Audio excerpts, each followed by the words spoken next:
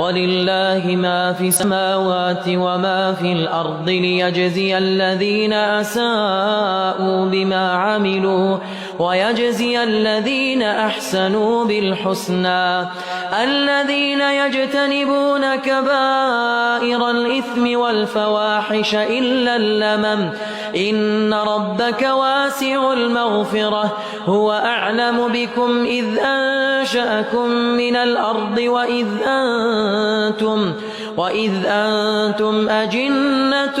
في بطون أمهاتكم فلا تزكوا أنفسكم هو أعلم بمن اتقى أفرأيت الذي تولى وأعطى قليلا وأكدى أعنده علم الغيب فهو يرى أم لم ينبأ بما في صحف موسى وإبراهيم الذي وفى ألا تزر وازرة وزر أخرى وأن ليس للإنسان إلا ما سعى وأن سعيه سوف يرى ثم يجزاه الجزاء الأوفى وأن إلى ربك المنتهى وأنه هو أضحك وأبكى وأنه هو أمات وأحيا وأنه خلق الزوجين الذكر والأنثى من نطفة إذا تمنى وأن عليه النشأة الأخرى